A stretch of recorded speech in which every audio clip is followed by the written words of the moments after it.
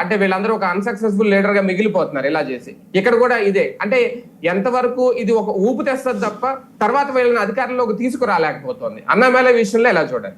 అన్నామలై కూడా ఓడిపోయాడు కదా మొన్న, అందుకే కదా ఓకే. ఇప్పుడు నేను అనేది అదే ఇంకా ఇప్పుడు రాజు ఎవరు రెడ్డి ఎవరు 2031 అప్పటికి రాజకీయం ఎట్లా ఉంటుంది. ఒకటి ఏంటంటే ఓ జాతీయ రాజకీయ పక్షమైన భారతీయ జనతా పార్టీ లాంటిది పక్కన ఉండగానే పూర్తి స్వేచ్ఛ ఇవ్వగా అతనికి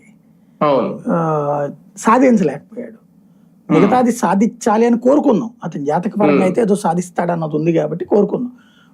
ఒక ఆస్పెక్ట్ లో పనికొచ్చాడు, ద్రవిడ రాజకీయాల మీద విరక్తి పుట్టించడంలో సక్సెస్ అయ్యాడు. ఆ గ్యాప్ సొంతం చేసుకున్నాడు. అంటే అలాగని ఇప్పుడు ఈయన బీజేపీ మీద ఏమి ద్వేషం వెళ్ళగక్కట్లా, బీజేపీ మీద ఏమి ఆరోపణలు చేయట్లేదు. ఈయన మంచిగానే నేను రాజీనామా చేసి బయటకు వచ్చాను అంటున్నారు. ప్రజల కోసం భవిష్యత్తులో ఎట్లా ఉంటుందంటే ఇతను అన్నామలై ఇప్పుడు ఏంటంటే జాతీయ పార్టీలో వాళ్ళు యాక్సెప్ట్ చేయట్లేదు డైరెక్ట్ రాజకీయాల్లో, కాబట్టి ప్రాంతీయ పార్టీల్లో జాతీయవాద పార్టీలు ఏమి లేవు, డిఎంకే గానీ ఏఐడిఎంకే గానీ, అందుకని ప్రజలు తిరస్కరించారు జాతీయవాదం.